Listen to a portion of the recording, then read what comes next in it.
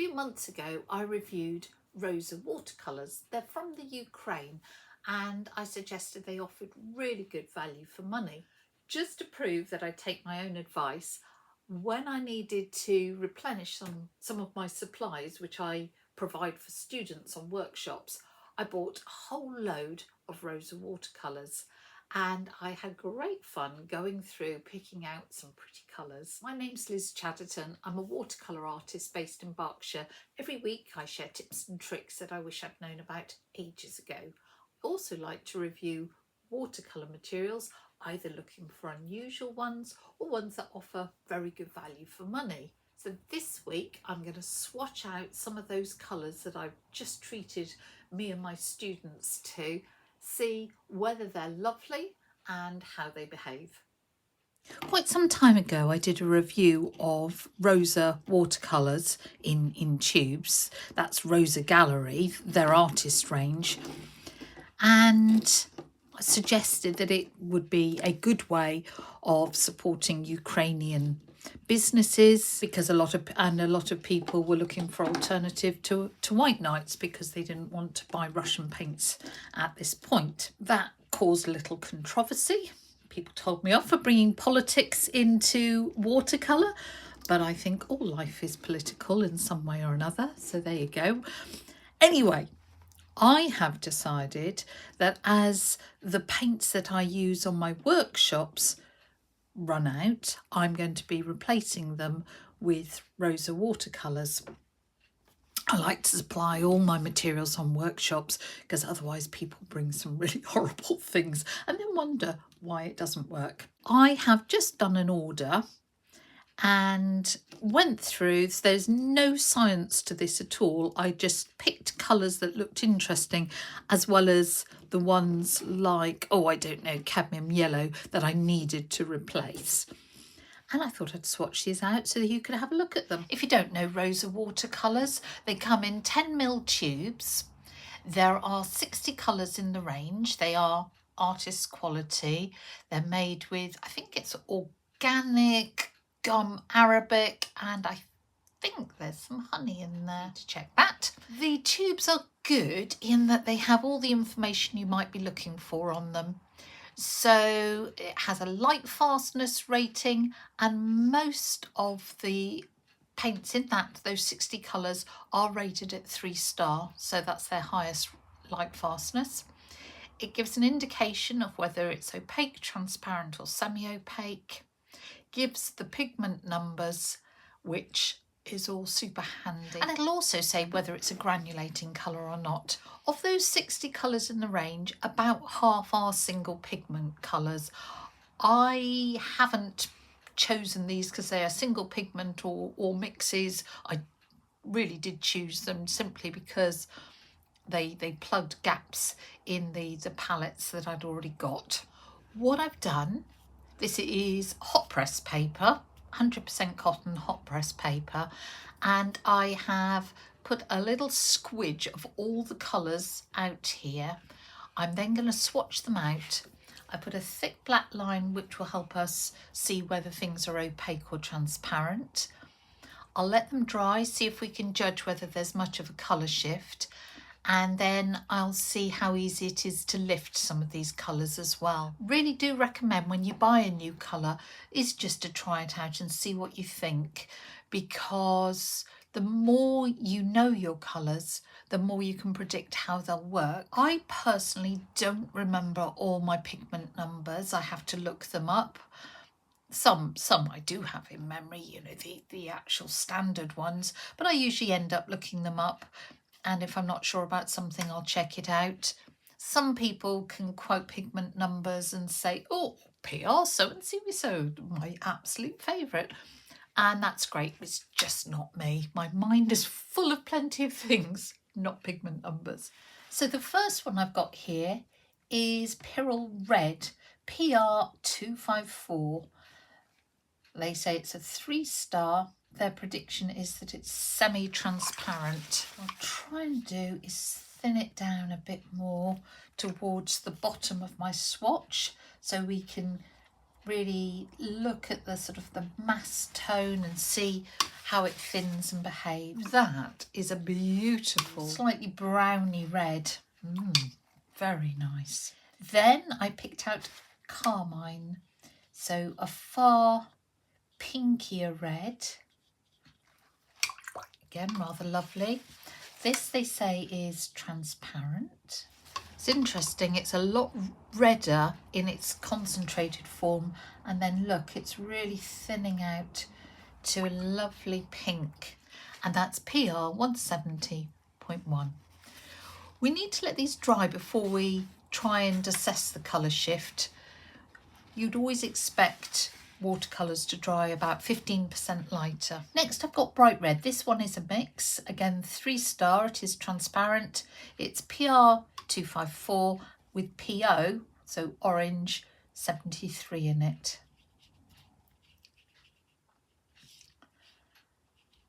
And that's a really warm flame red. You can see that that's a lot warmer, say, than the Pyrolle Red, but very nice too.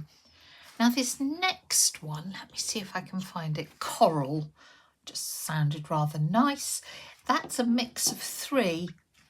It's got PR4 in it, PR2, and then some white, PW6. I am therefore expecting this to be quite opaque. They class it as semi-transparent. Now just looking at this in its wet form over that black line, it is looking very opaque. Let's see how it dries. I then went for 2 roses. I have got Madder Rose and Magenta Rose. The Madder Rose is PV19 with PV254. Transparent, again that 3-star. What an absolutely lovely colour. Then we have PR 122 Magenta Rose. That's again a very beautiful colour. So the Madder Rose and the Carmine are not a million miles away, are they? And then that Coral is looking very opaque. But those are some beautiful colours. I picked this PY110 Golden Yellow, which is a real egg yolk yellow. They say it's transparent, so it's really nice to get a good transparent yellow. Really warm, lovely colour there. Cadmium Yellow is one of the colours that I put in my sort of standard palette for students, and so I was running out, so I think I ordered about 5 tubes of this. I think I'm addicted. I'm not. It's generally, lemon yellow isn't particularly a favourite colour, but it is very, very useful for mixing really clear greens, things like that. So let's pop that there. Then I've got PY151 and Azo Yellow, and you can see that it's still quite a cool yellow, but not as lemony as the lemon yellow. Now this is Aureolin Green, which I had never come across. It looks like it will be sort of a green gold that you might get in another range. So when you're buying paints, why the pigments are so important is that the name on the tube is simply a marketing thing. You know, they might call this Aureolin Green, another manufacturer will call it green gold, whatever. You want to be able to compare like with like. Maybe you're looking for a particular pigment that's going to behave in a certain way, or the one that you always like, you've run out and they don't make it anymore. So if you know your pigment numbers, you can find equivalents, or you can do your own mixes. Now, turquoise, oh, that is nice. Really transparent looking turquoise, and that's PB 15.3 and PG7. But how pretty is that? Now, I'm going to pose a question. Do you say phallus blue, or do you say phthalo blue? Someone congratulated me for saying it properly with a f for fallow. And I was like, well, actually, you've misheard me. I always say f for fallow. I was obviously mumbling. And I looked it up and both seem to be the right pronunciations according to the dictionaries. And I just wondered which you prefer. This is Azure Blue, and it is a granulating. I only picked this Azure Blue and the Maroon Brown as granulating colours. It's a 3-colour mix, PG26, PB 15.3, which is the same as I had in the Turquoise, and PBK 7. So let's see. This is a hot press paper, like I said at the beginning, so we won't see a lot of granulation. To really get those granulating features to come out, you'll need loads of water on a rougher paper and let it dry naturally, and then you'll see a lot more granulation. I can see a little, having said that, around the edges. That is rather a nice colour. That would be great for a seascape or stormy sky. Then I went for Indanthrene, can't say that word either, which is a really neutral blue, not as warm as your ultramarine. It's PB60, not as cool as your Prussian blue. It's just a really good neutral blue. Should be nicely transparent. And while I was on my blues, I did go for an indigo. It's obviously an indigo hue, it's not real indigo. Real indigo is made from plants and is very fugitive, so it fades in a very short amount of time. This is PB 15.1, PV 19 and PBK 7. Now, if you were doing that stormy sea that I was talking about, the Azure Blue and the Indigo would be rather lovely. My next choice was English Red, PR 101.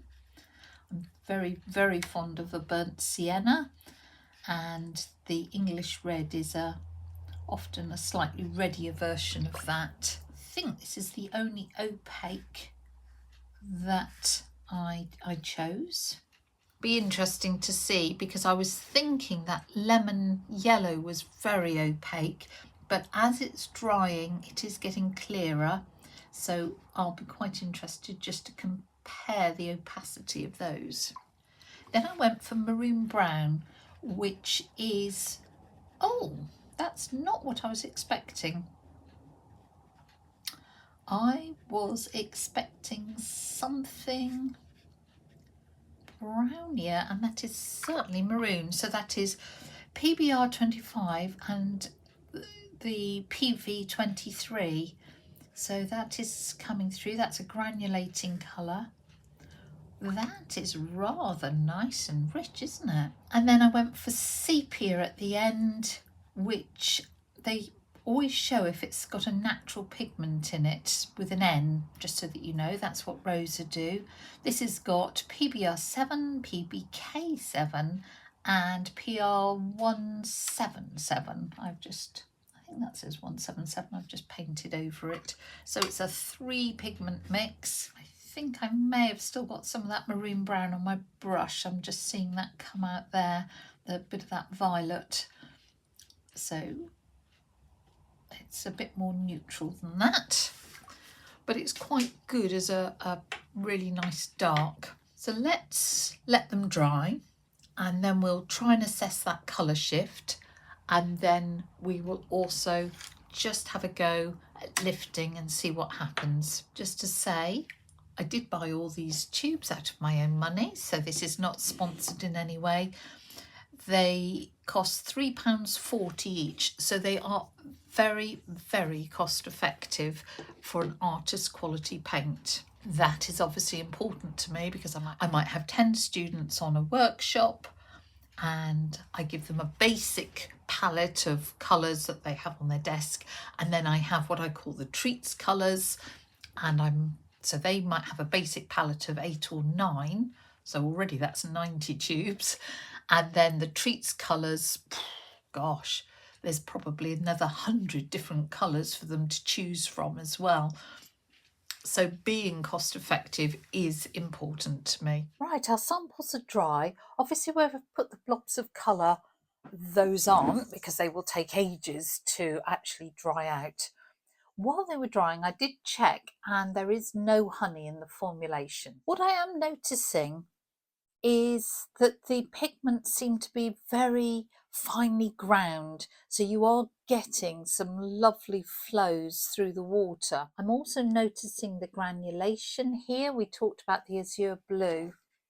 I bring that up a little further, whether you can see those little bits of the PBK7 sort of separating out, which could be quite fun. I've not noticed a huge colour shift, which is great. I did comment that the Carmine and the Magenta Rose seem to be quite close, or they look more distinct now that they're dry. Just while I was researching and looking at what other people were saying about some of these colours, there was a bit of a question mark over some of the light fastness tests. Some people thought that, say, giving the Carmine a 3-star was being, should we say, optimistic? Now, I don't do my own light fastness tests, and I do rely on the manufacturer. Looking at these, I'd like to think about the opacity. So what we look is on that black line I put, how much of the colour can we see on top? For example, that coral, I can see quite a lot. So they have rated it as semi-transparent. I would actually put that as closer to maybe semi-opaque or opaque. The other one, that cadmium yellow has settled out, and I can see a bit sitting over that line, but not as bad as when it was wet. So semi-transparent's probably true. Yep, that's sitting over the line, definitely would say opaque. Just looking at that, there aren't any great surprises apart from that coral, which I would put as opaque rather than semi-transparent. Actually, having said that, the Carmine is sitting above that line quite a lot, and I might put that at semi-transparent. It is just worth getting your own view on what's going to be opaque or semi-transparent. And why does this matter? Well, say you're doing line and wash, it might affect whether you want to do the line first or the washes first. Or if you are trying to glaze and you want the bottom colour to show through, you would want to glaze with a transparent, and vice versa. So understanding what your colour is going to do seems really important to me. So the last thing of understanding our colours is how they lift or stain. And what I suggest is getting a short flat brush, hopefully with fairly stiff bristles. Make sure it's clean. Make sure it's not too wet. And then rub it backwards and forwards across the surface and pull away any loosened pigment.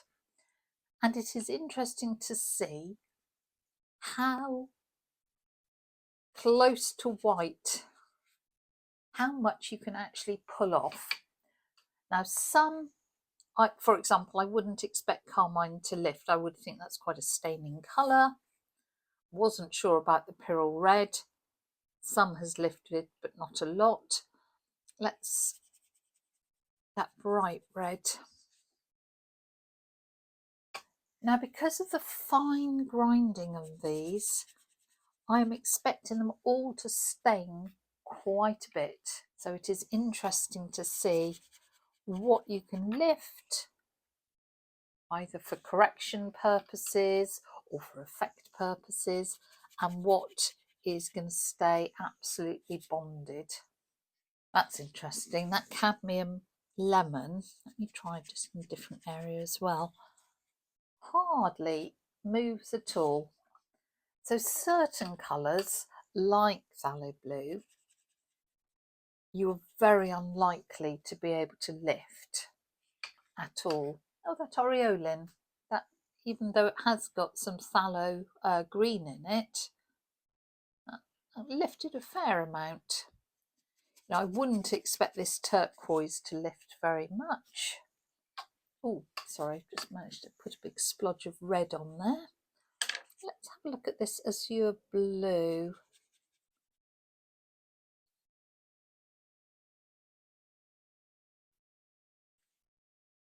So a lot of that black will lift out, leaving the stain of the blue behind. I really like this maroon brown. So that was rather a surprise. It wasn't the colour I was expecting.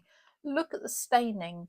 Yes, some has lifted for sure, but look at the staining, and that would be the PV23 in there, really staining colour. Quite a lot of that sepia has lifted. So some of these colours hardly moved at all. Some have lifted better. Well, I'm really enjoying these Rosa colours, and I think a few of them are particularly nice. I really do like this green gold here. I'm not sure that I'll use the coral very much. It's not a me sort of colour. Really liking the Magenta Rose and the Madder Rose. That's a real sunshine pop of colour. And that maroon brown is a good discovery.